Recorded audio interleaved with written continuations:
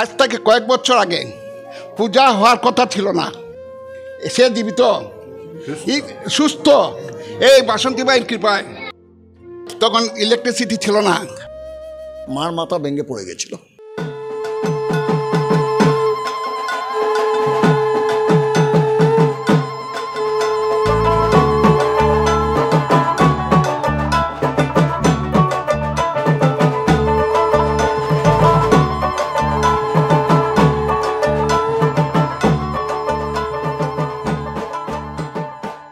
আমাদের বেরেঙ্গা দাসপাড়া বড়বাড়ি 158 বছরে বাসন্তী পূজা চলিতেছে। আমি এই বাড়ির একজন সদস্য, আমার নাম সুবিনয় দাস।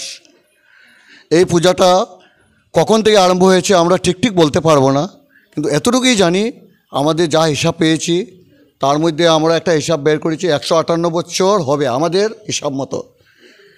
তার মধ্যে আমাদের মূর্তি পূজা চালু হয়েছে বিগত 110 বছর হয়ে গেছে। যেটা আমাদের ঠাকুর পিসি ছিলেন, উনি যখন জন্ম হয়েছিল ওনার নাম ছিল সুরুচিবালা দাস।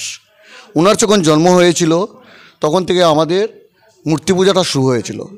তার আগে আমাদের পিতামহ বা পিতামহ রূপে ওনারা শুরু করেছিলেন আমাদের এই প্রতিমা পূজা। ওনার নাম ছিল স্বর্গীয়, আমি যতটুকু আমার সম্ভবে আমার মনে আছে, স্বর্গীয় দীননাথ দাস আমাদের দাদুর কাকা ছিলেন, স্বর্গীয় দীননাথ দাস। তারপরে ওনার পরে আমাদের দাদুর বাবা এসেছিলেন কৃষ্ণচরণ দাস, তারিণচরণ দাস, ওনাদের ভাই, এবং আরও অনেক ভাই আছে যাটা আমরা বলতে পারবো না বা পুরোটা মনেই নেই আমাদের। ওনারা শুরু করলেন পূজা।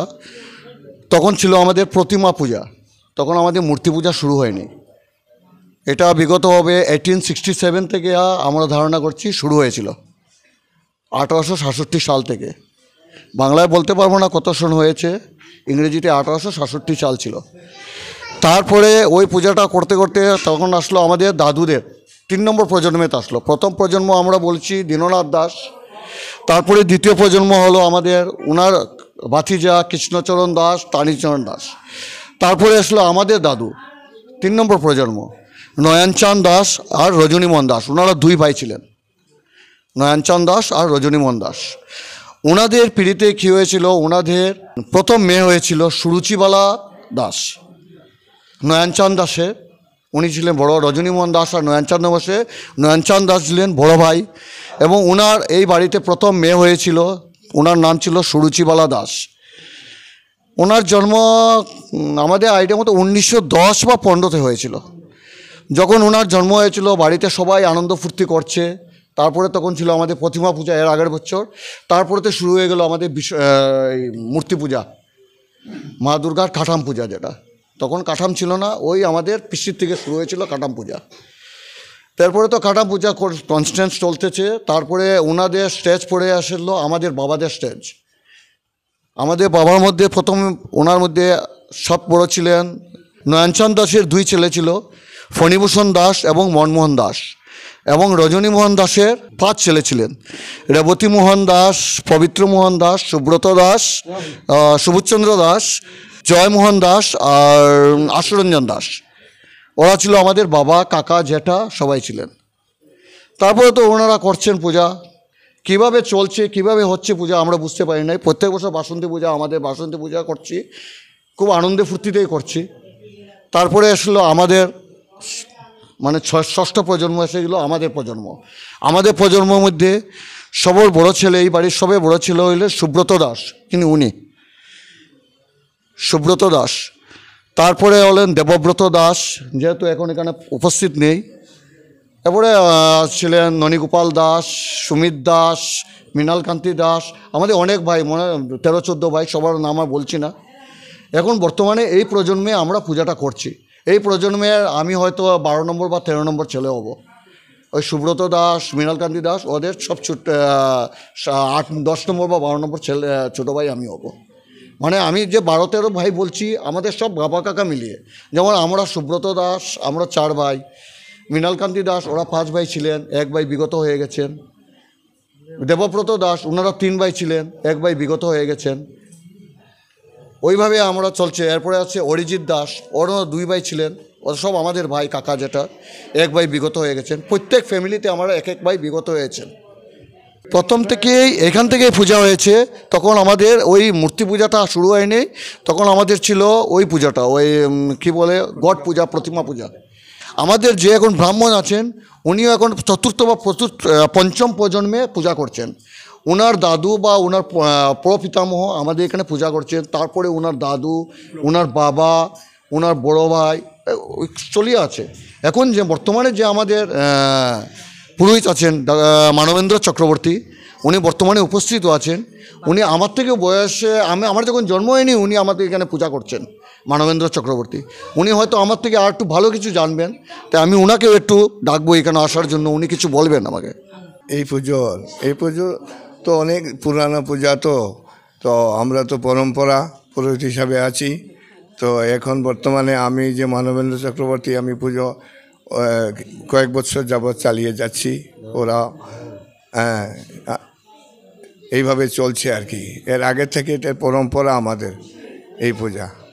দেখেন এই পূজার একটা অলৌকিক যেটা বলছেন, অলৌকিক বলতে কিচ্ছু নেই।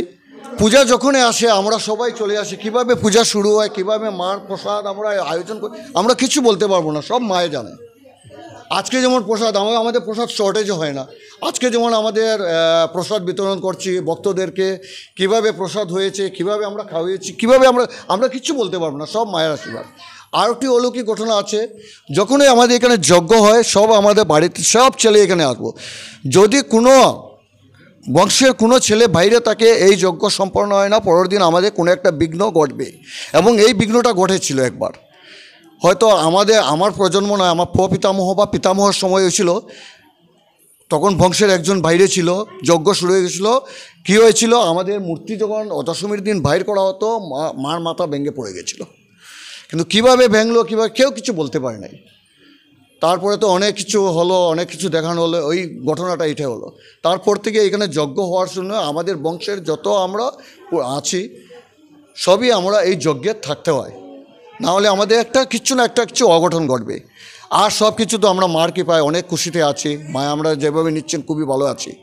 আমাদের কোনো কারণ নেই। দেখেন আমাদের পিতামহ প্রপিতামহ চালিয়ে যাচ্ছেন, এবং ওনারা কী স্বার্থে শুরু করেছিলেন এবং কীভাবে কেন শুরু করেছিলেন সেটা আমি বলতে পারবো না। কিন্তু ওই পূজাটা যখনই শুরু হয়েছিল আমাদের কোনো অসন্তুষ্টি আমাদের কোনো নেই, সবসময় আমরা সন্তুষ্টি আছি, খুশিতে আছি। এই পূজাটা না করলে আমরা অনেক প্রবলেম হয়ে যায় আমাদের। তাই আমরা ওনাদের যেভাবে আমাদের দিয়েছেন, গুরুর বাণী যেরকম দিয়েছেন, গুরুর আদেশ যেরকম দিয়েছেন, আমাদের পিতামহ প্রপিতামহ আমাদের আদেশ দিয়েছেন, আমরা সেইভাবেই করে চালিয়ে যাচ্ছি। এবং আমাদের নেক্সট প্রজন্ম, আমি ওদেরকে আমরা আদেশ দিচ্ছি যে আমরা পরে তোমরা সেইভাবে চালিয়ে যেতে হবে। এইটাই চলছে। বাসন্তী পূজা তো এমনি আমাদের মেন উৎসব হলো বাসন্তী পূজা। এমনি তো আমাদের ঘরের পূজা আছে, লক্ষ্মী পূজা, সরস্বতী পূজা, নারায়ণ পূজা, বিশ্বরী পূজা, এগুলো তো আছে। আমি বেশি কিছু জানি না। আমার দাদু নয়নচাঁদ দাস এবং রজনীমোহন দাস, ওরা জমিদার, এবং ইদানিংকালে ওদের যে শারীরিক দৈহিক যে জিনিস আমরা দেখতে পাই না, এই রজনীমোহন দাস এবং নয়নচাঁদ দাসের যে শারীরিক গঠন, এরা ঠিকই জমিদারই ছিলেন। জমিদার বাড়ি ঠিক ওইদিকে মণিপুর, ওইদিকে রিস্কা টি গার্ডেন, ওইদিকে বিহারা, এত সম্পত্তির অধিকারী ছিলেন। কিন্তু এখন নেই, কিছু কমে গেছে, কিন্তু ওরা ঠিকই জমিদার ছিলেন। এই বাড়ির পূজার মধ্যে এখন এইসব দেখতে পাই না। আগে এই বাড়িতে যাত্রা গান, ডব যাত্রা, মণিপুরী নৃত্য সব কিছুই হতো। যার বাতি জ্বলতো, ডে লাইট, তখন ইলেকট্রিসিটি ছিল না। আমরা এই বাড়িতে যাত্রা করেছি। আর কি বলবো, এখনও তারা চালিয়ে যাচ্ছে এই পূজাটা, খুব আরাম লাগছে। আর আমার একটা ঘটনা, অলৌকিক ঘটনা, আজ থেকে কয়েক বছর আগে পূজা হওয়ার কথা ছিল না, 2 দিনে পূজাটা হয়েছে। সুব্রত দাসের ছেলে একদম খুব খারাপ অবস্থা ছিল, ওই যে খুব খারাপ, 6 মাস গুয়াহাটিতে ছিল। 2 দিনে ওরা পূজা করেছে।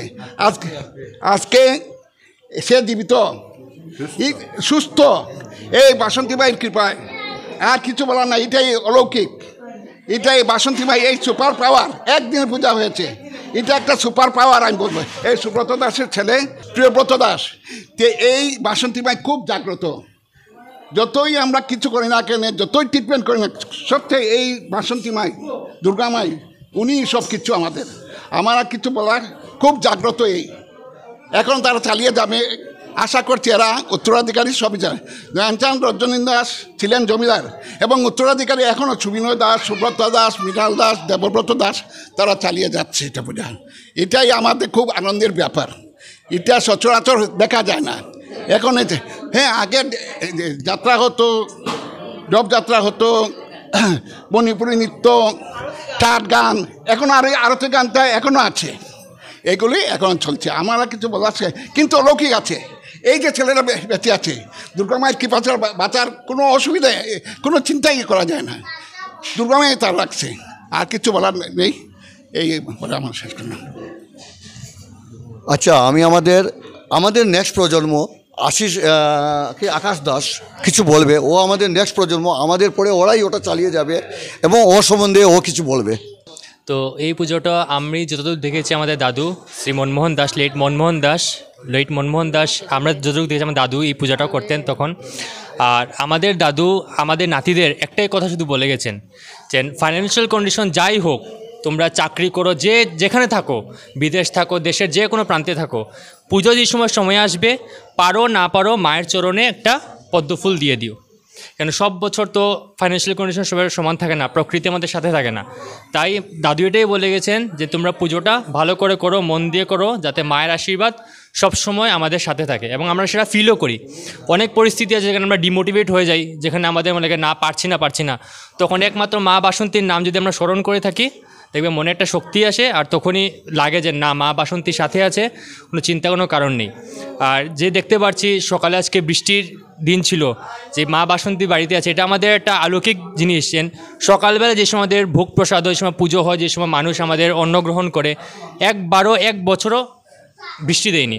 রাত্রে যে সময় আমাদের সব প্রোগ্রাম শেষ হয়, যে সময় রাত্রে দেয়, বাট সকালবেলা কোনো বৃষ্টি দেয় না। এটা অনেক অলৌকিক ঘটনা আছে যেটা চলছে, আমরা শুনেছি, দাদুর কাছে শুনেছি, বাবাদের কাছে শুনেছি। আর আশা করছি আমরা ওই পূজাটা চালিয়ে, যেমন বাবা কাকুরা দাদুরা চালিয়ে নিয়েছে, আমরা ওই পূজাটা এগিয়ে নিয়ে যেতে পারবো, এটাই বলার আছে। মূর্তিটা আমাদের দাদু যখন ছিল তখন মূর্তিটা 2020-তে লাস্ট করোনার পিরিয়ডে এখানে এই মণ্ডপে, তো এই মণ্ডপটা নিউ বানানো হয়েছে। আগে পুরনো মণ্ডপ ছিল, মানে পুরনো কাঠের মণ্ডপ ছিল। 2023-তে এই নবনির্মাণী মণ্ডপটা করা হয়েছে। তো 2020-তে লাস্ট এই মণ্ডপে মূর্তি বানানো হয়েছে। তারপরে আমাদের যে কারিগর যে আছে, কারিগরের বাবা, এখন যে কারিগর, উনার বাবা আগে মূর্তি বানাতেন। উনার বাবা 105 ইয়ার্স অবধি এই মন্দিরে মূর্তি বানিয়েছেন। এখন ওনার ছেলে, মানে সেকেন্ড জেনারেশন মূর্তি বানাচ্ছে।